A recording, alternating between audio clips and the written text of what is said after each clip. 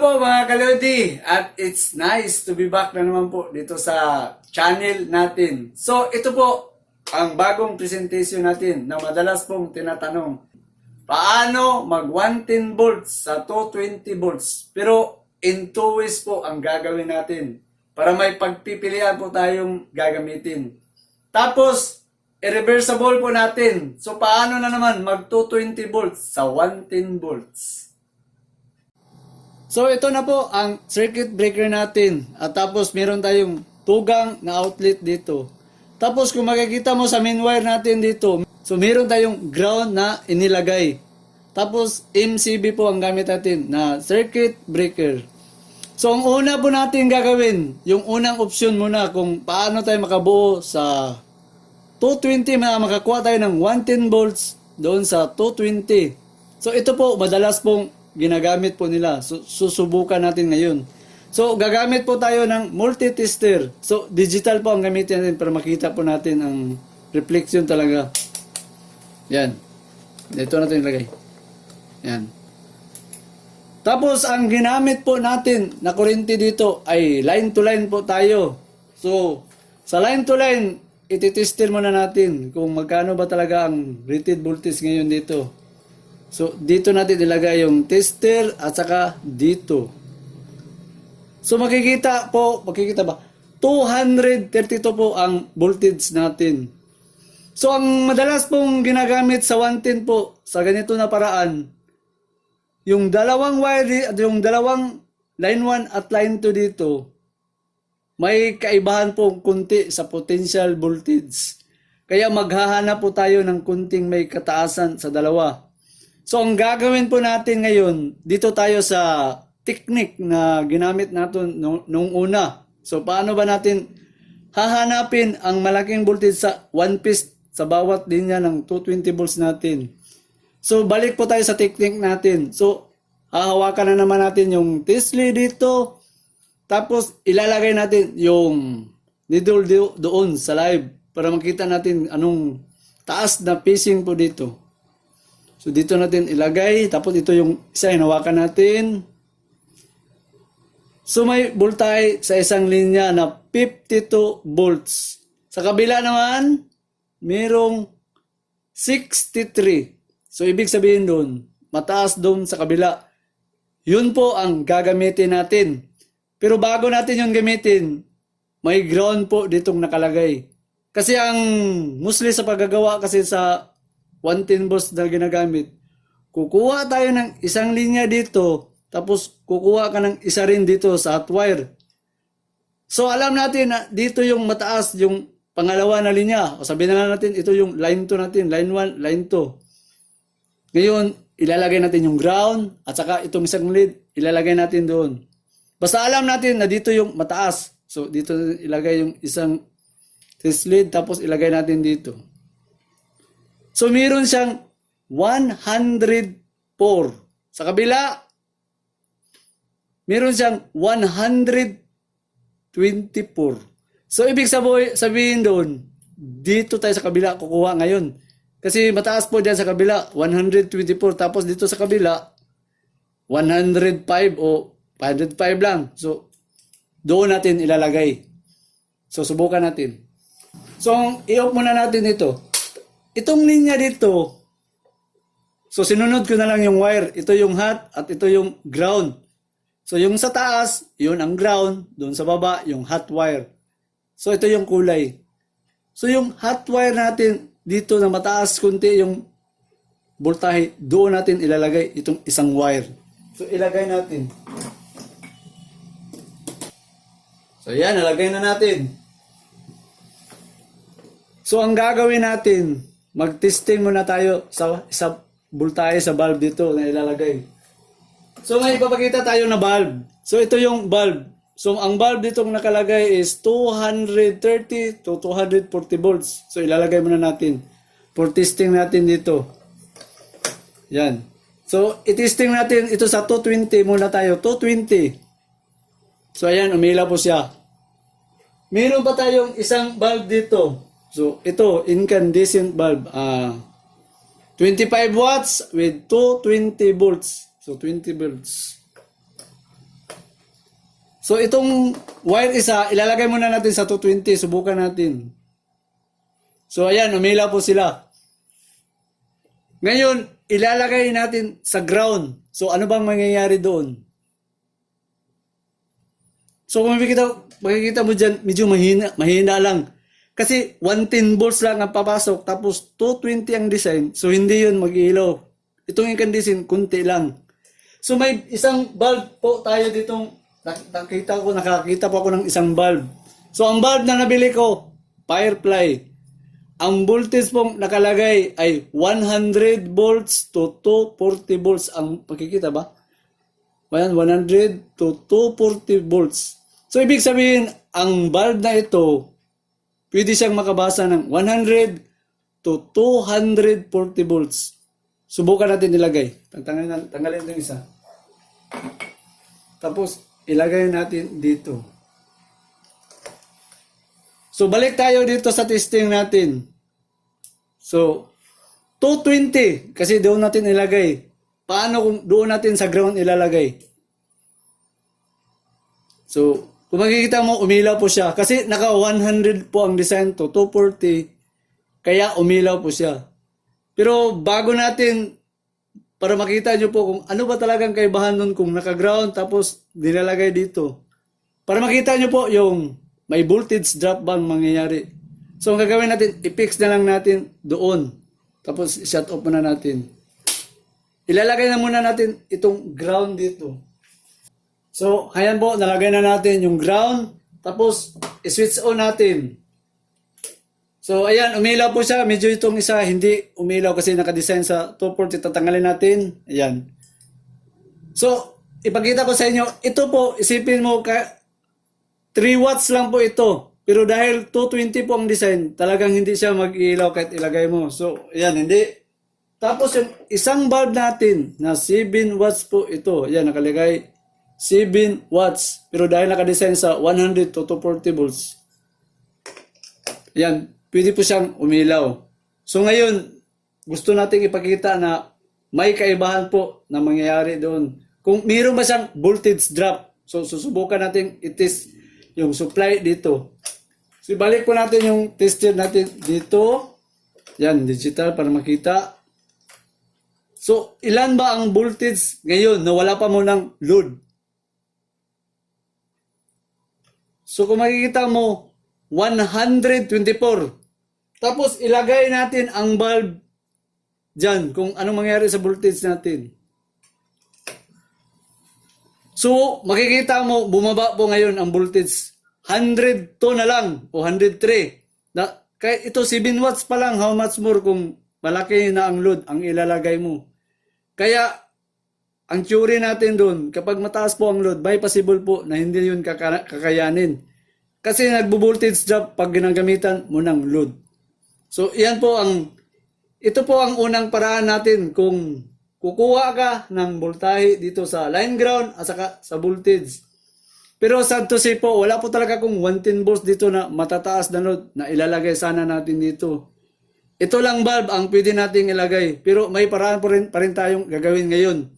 So ito, nakikita naman na 105 tapos lalagyan mo ng 220. So ayan, hindi naman talaga mag-ilaw kasi nakadesign sa 220 yun.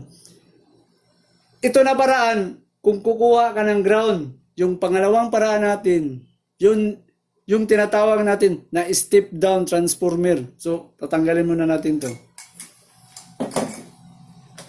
So switch off natin. So ito po ang sinasabi natin na step down transformer. So makikita mo dito sa kabila, meron siyang 110, 100 volts at saka 0. So may tatlong wire pong nakalagay dito.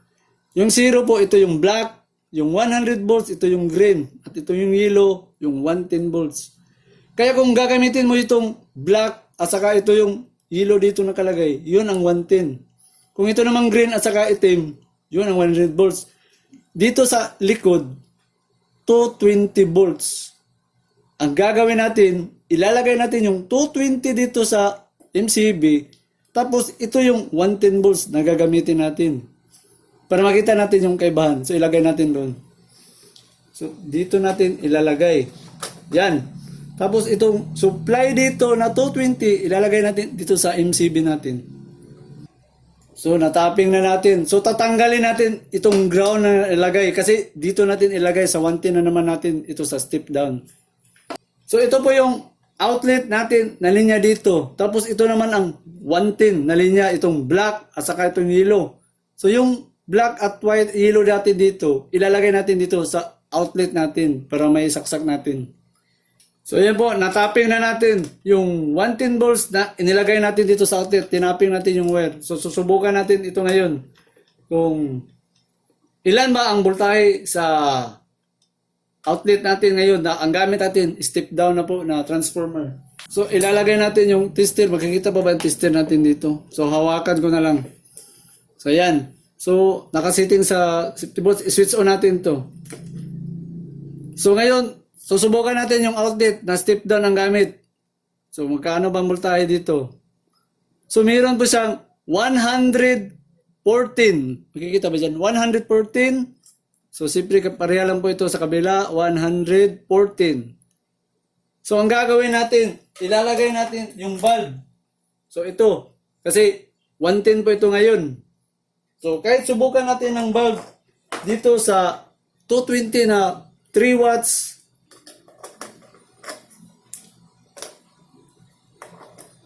So, hindi talaga iilaw kasi naka-design po siya sa 220. So, ito lang isa, yung pipeline natin na 110 volts, 100 to 240 volts, ito ilalagay natin. Ayan, makikita mo kasi naka-100 naman ang design. So, subukan natin kukunan ng voltahe ngayon. So, kung 114 o may drop, voltage drop bang mangyayari ngayon na ang gamit natin, step down. So, makikita mo 100. So, 112. So, ibig sabihin doon, yan po talagang pinaka-safety na gamitin ang isang step down. Tapos, ang step down natin, 50 watts lang ang ginamit natin kasi pang demo purpose. Kasi may matataas pong malalaki sa step down. Depende po kasi sa gagamitin sa step down transformer natin. So, ayan, makikita naman na yung 114 nagiging 100. 100. So 13, kung tutusin talaga, hindi siya masyadong na-drop out yung voltage po talaga. So 113, abot po siya sa 113. So ito ngayon, ang gagawin natin. Kasi, ang sinabi natin, from paano mag 110 volts sa 220 volts, ngayon, baliktarin natin yung paano mag 220 volts sa 110. So, tatagalin muna natin ang bulb. So, ang ibig kong sabihin ngayon, i-modified po natin itong step down. Kasi ito, 220 volts. Dito sa kabila, 110 volts. Baliktarin po natin ang sistema ngayon. Itong 110 volts, susuplayan natin dito sa 220 natin na kukuha tayo ng ground. Diyon natin ilalagay. Titingnan natin kung magiging 220 volts ba ang transformer dito sa kabila. Baliktarin natin. Ito naman yung input. Ito yung output. Karon baliktarin natin. Ito ngayon ang input. Ito yung output na mangyayari ngayon. Ibig sabihin dito ngayon, yung 15 watts, 110 volts, ilalagay natin dito sa ground at saka sa isang linya natin dito. Titingnan natin kung 220 ba ang lalabas dito sa output natin. So, tanggalin muna natin yung mga tapping. So, ito na po, na-tapping na natin.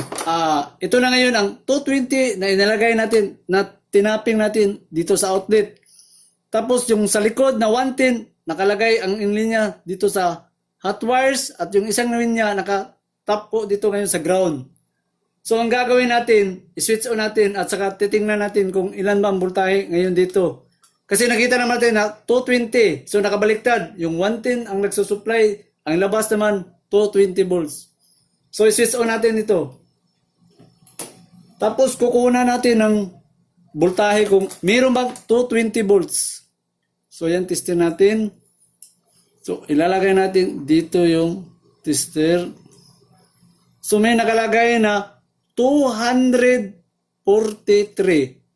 So ayan, nakakuha tayo ng 243. Susubukan natin sa bulb. So dito tayo, yung sinasabi natin na 220 na 3 watts lang. So umila po siya. So ibig sabihin, naka 220 talaga.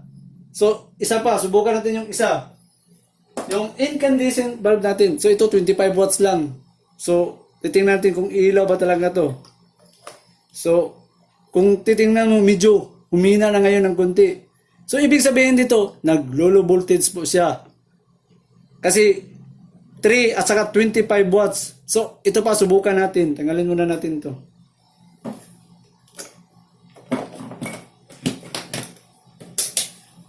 So may electric fan pa kung nilalagay doon. Isa-supply natin kung anong mangyari sa line to ground, kumuha yung isang linya as isang hot wires at nakita naman natin na 220 yun. So ang gagawin natin ngayon, may electric fan po ako dito ko nilagay. So ipakita po natin yung electric fan. Nasaan na ba yung electric fan natin? Yan.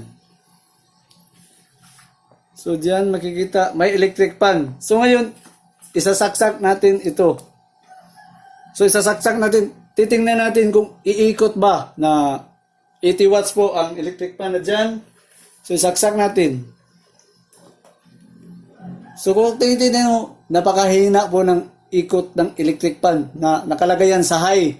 Tapos kung kukunan natin ng voltahe dito, yung tester dito, kung ilan na lang bang voltahe ang dumaan dito.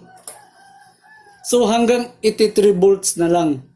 So ibig sabihin doon, pag gumamit ka talaga dito sa line ground at sa isang hot wires, naglulo voltage po talaga. Hindi nyo yung kayang ibigay yung 230 talaga. Ngayon, ang sistema na gagawin natin ngayon. So ito, tanggalin ko na to. So balik tayo sa posisyon natin. So ano bang gagawin natin ngayon? So ito po ang gagawin natin. Kasi may EBR po ako dito sa computer. So ipakita natin yung EBR na sinasabi natin. So ito yung EBR. So automatic voltage regulator. Dito kung makikita mo, 220 po itong tatlo. Tapos may nakalagay dito na 110. Ito po 110. Tapos yung isa, 220 volts. Yung ginamit natin yung step down, kumuha tayo doon sa ground at saka sa hardware na isa. Pero dito, idadaan natin yung EBR ang gagamitin natin na yung step down ang itatap natin. Para ma-compare natin yung kaibahan na kumukuha tayo dito sa EBR natin. Tanggalin muna natin. So, up muna natin to. So, ito na po yung sinasabi natin na yung 110 volts dito na nanggaling sa likod, itong 110 volts, tapos itong 220 dito sa transformer na ilagay natin doon sa outlet. So, baliktad ngayon, yung 110 volts, ilalagay natin dito sa EBR na 110 volts. Hindi na tayo gumagamit doon sa ground. Dito tayo sa EBR na kukuha tayo ng 110 volts. So, ito yung 110 volts at saka nakabaliktad ngayon sa step down. Ang 220 natin ngayon, yun ang magiging output natin na inilagay natin ngayon dito sa outlet natin. So, ito ang step down natin. So, susubukan natin itong totoo ba talaga na may 110 po dito. So, ito yung tester natin. So, yan. Tapos, kukunan natin dito ng tester. So, makikita mo, meron po siyang 129. Tapos dito sa kabila, meron siyang 232. So, itong tatlo dito, 232 yan. Tapos doon sa kabila, 110. So, nakakuha tayo doon ng 120 o 132. So, ang gagawin natin, dito natin isaksak yung step down natin.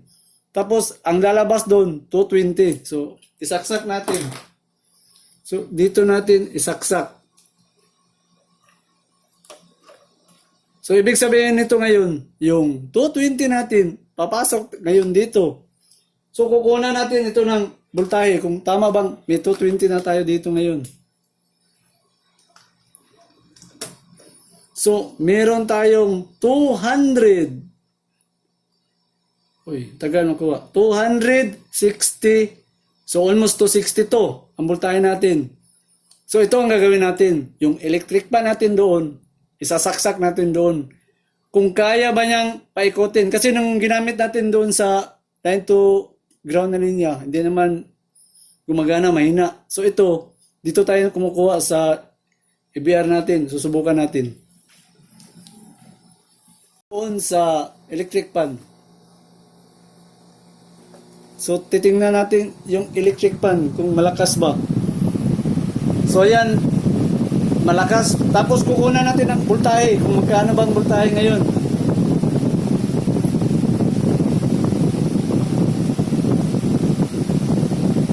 So meron siyang 213. So ibig sabihin doon, kayang-kaya po talaga basta step down na transformer ang gamitin mo. At saka ang lakas po ng hangin kung makikinig po kayo sa ikot ng electric pan natin, talagang malakas po. So, stop muna natin dito. So, mga Lodi, hanggang dito muna po tayo sa 110 at saka 220 volts natin. So, it's ending time na naman. So, i-shoutout natin itong magpapa-shoutout sa channel natin. So, umpisahan po natin si Sir Andre Nabila. Pa-shoutout naman sa mga anak ko, sina Sheena Angela Nabila at Shawnee Andrea Nabila from South Beltri, Poblacion, Muntinlupa City. Sir, magandang araw po dyan sa inyo. At sa mga anak nyo po, si Sir Andre Nabila. Ito pa, si Sir Real Mix 1988. Watching Saudi Arabia. Oy sir, kunting ingat po kayo dyan sa Saudi Arabia. Real Mix 1988. Ito pa, shoutout natin si Sir.